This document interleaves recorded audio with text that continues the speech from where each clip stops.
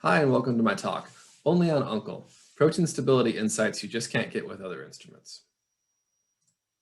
So as this bed shows us, having just the bare minimum really isn't enough.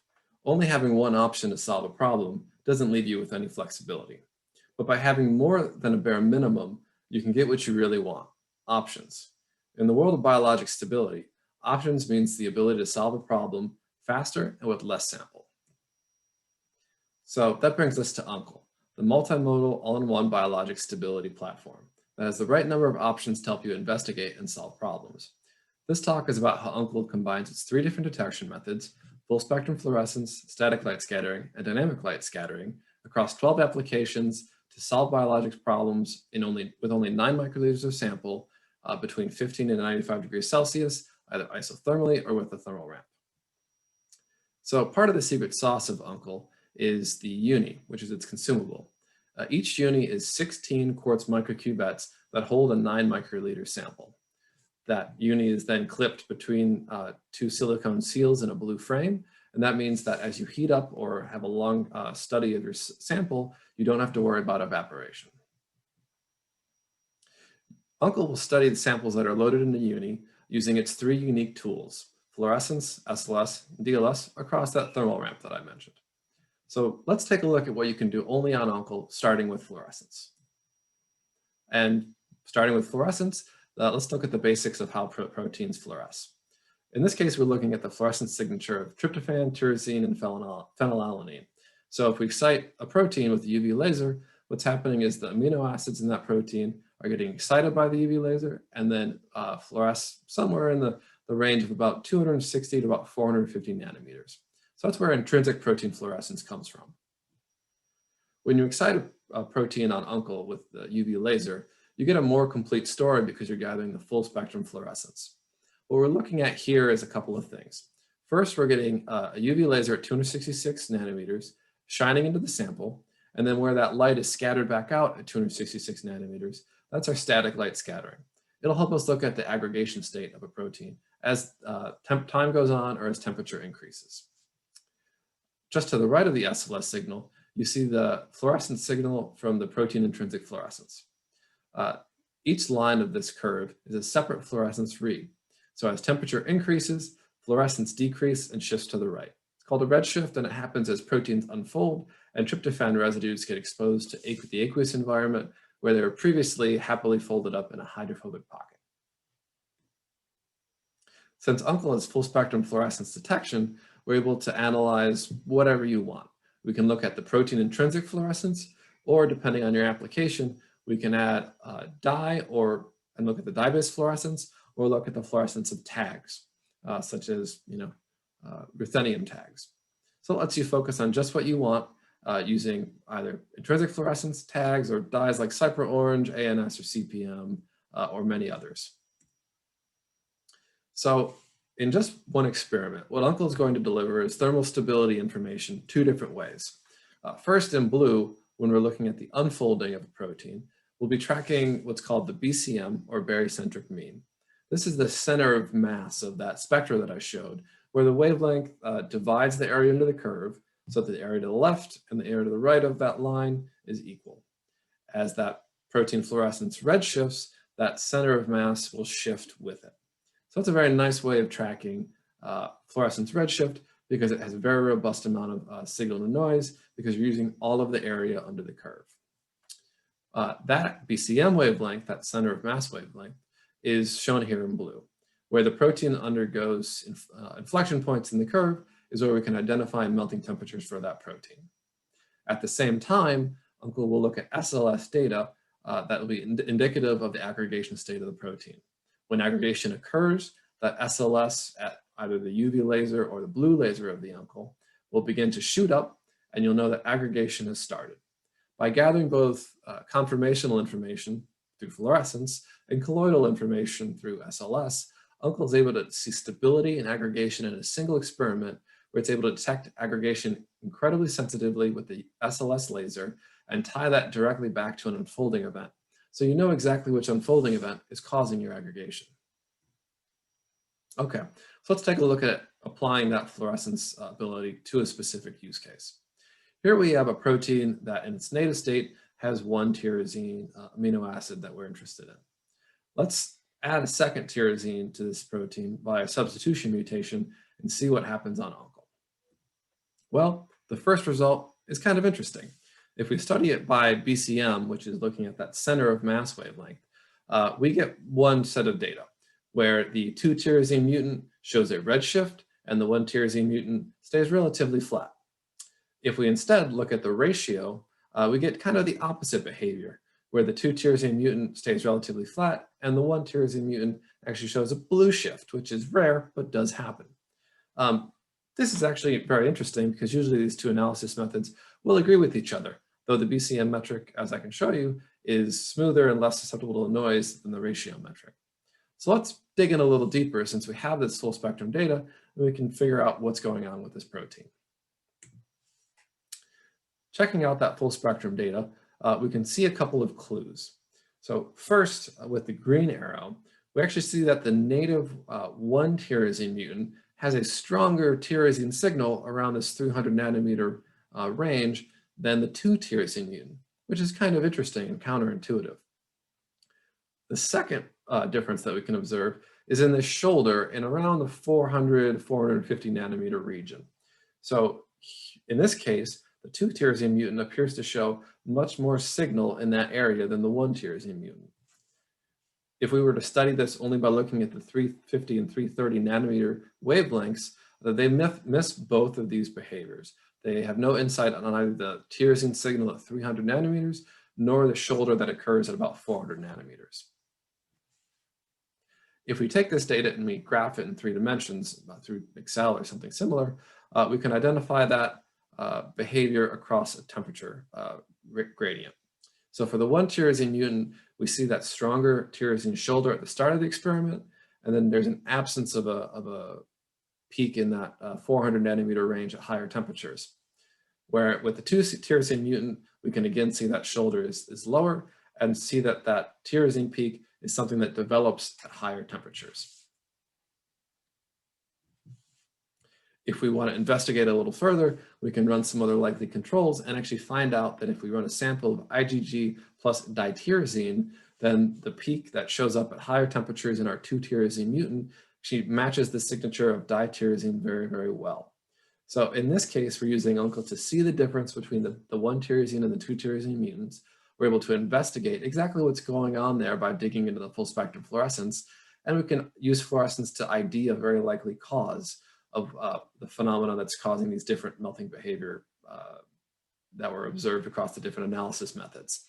So that's something that only UNCLE can do because only UNCLE can dig into what's going on with your fluorescence data. Well, another nice part about UNCLE is that we have 2 lasers that you could use to excite the fluorescence behavior of your sample. So we just looked at a use case where we're using the UV laser, but here's an example of what the data might look like if you use the 473 nanometer blue laser. In this case, we're exciting with that laser and again, getting SLS information out of it.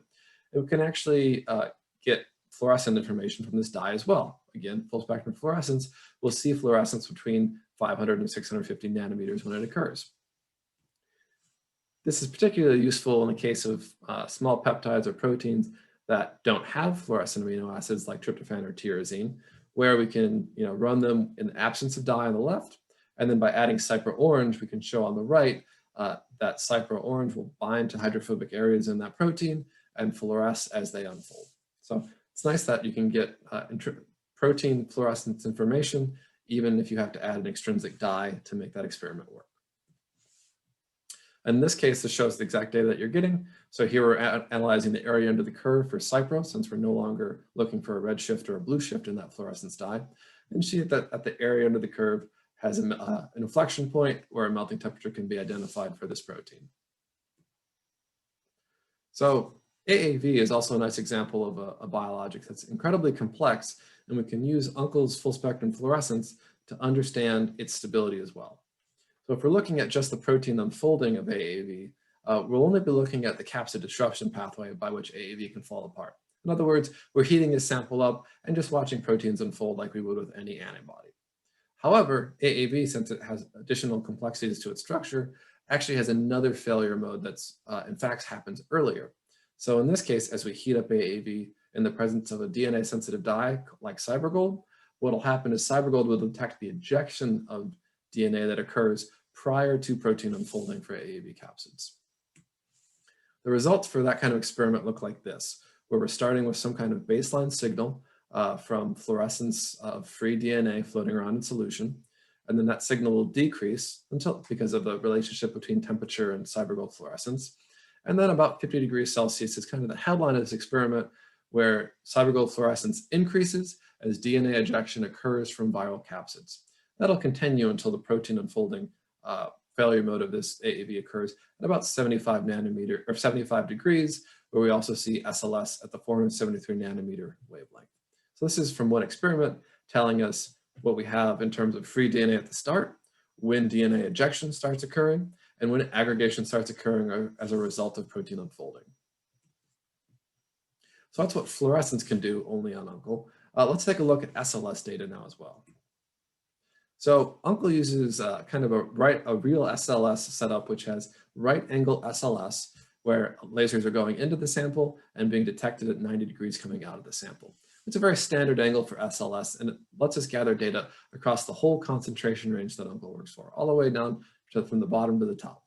Other optical setups that sort of mimic this kind of data, like backscatter setups, will actually measure signal attenuation, and they'll be less effective at high and low concentrations. So if we track SLS across the whole concentration range, this is what data will look like, where we can get answers down to 0.05 mg per mil for an antibody, all the way up to 150 mg per mil and beyond, going past where many antibodies will be formulated to. All giving you nice answers on when aggregation occurs for your sample. And importantly, if we compare and contrast SLS to DLS in terms of detecting aggregates, what we notice is this, that SLS detects aggregation before DLS. So in this case, what we've done is we've taken the same protein sample and on separate runs, taken a look at when aggregation is detected by SLS or DLS when we're using the same thermal ramp. So in this case, you can see where SLS signal begins to increase well before DLS would have detected a similar increase in that Z average diameter. So pretty nice to know that you're using the best way to gather aggregation information. It's going to be sensitive to exactly when aggregation starts. And when you know when aggregation starts, you can tie it to melting temperature. So in this case, we're tying it to melting temperature for a TM1 for adalimumab, whereas a TM2 actually happens after aggregation. Or for trastuzumab, when in this buffer, aggregation occurs with TM2. So you know that in this case, TM2 might be a bit more relevant melting temperature for you to track during formulation or lead optimization. And for cetuximab, tracking SLS that occurs even before any melting temperature, as soon as it occurs. So with that kind of knowledge about melting temperature and aggregation temperature, you can use this to screen many different formulation conditions and understand all the different behaviors and link the different aggregation temperatures to melting temperatures. They get answers that look something like this, where you've identified exactly which melting event of your protein ties to exactly the aggregation temperature detected by SLS. So that's why you want to use SLS to detect aggregation on your UNCLE. Let's also take a look at DLS, or dynamic light scattering, to understand size a bit more quantitatively. So for size of your protein, DLS is going to give you a really excellent answer on size and size distribution in just a couple of seconds. So you'll be UNCLE will deliver to you a Z average diameter result from DLS experiments, as well as a PDI value. And the Z average diameter is a weighted average diameter, and the PDI will be an expression of how wide the size distribution is for your protein. As aggregation maybe occurs to your sample, you can see increases in both Z average diameter and PDI, continuing as your sample gets worse and worse, where you can maybe start to see different peaks in the dispersity of your protein. And this is something that you can actually use to confirm what's happened after a ramp as well. So where you do DLS before and after, you can get very quantitative responses in what's happened to your sample from when it started to when it finished. It's always nice when you can see a result both by SLS and DLS. This is also really useful for checking protein quality before and after an experiment. So here I have a result from a customer case where they were using lysozyme as a melting temperature control, which is great. They were getting answers that lined up exactly with what they expected, where lysozyme was occurring, lysozyme was melting at the temperature that it always had. But when they looked at their SLS data, it was very noisy, kind of a pile of spaghetti, you could call it.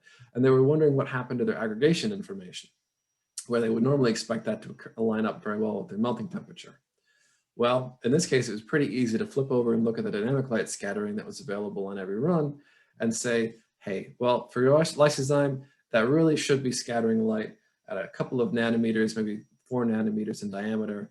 But in fact, with this sample that was absent the SLS signal, it was a big complicated tangle of aggregates, and that's why you weren't seeing any aggregation behavior. It already was aggregated.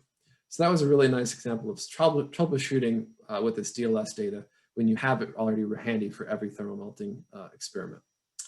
So in this case, we just simply made a recommendation about another protein that this customer could use as an internal on-plate control. But aside from just before and after thermal ramps with fluorescence, we can also use DLS during a thermal ramp. It's been something we've been doing for years. So all you do is you track the z-average diameter or many other parameters during a thermal ramp, and you get a nice quantitative answer in terms of how aggregation is progressing along with your sample. And when you do that in different formulation studies, you look at results that look something like this, where you have an onset based on size, and it's nice to kind of quantify the differences that you see in different formulations or proteins as they occur through a thermal ramp. So that's what you can get only on UNCLE. With fluorescence, you can see everything.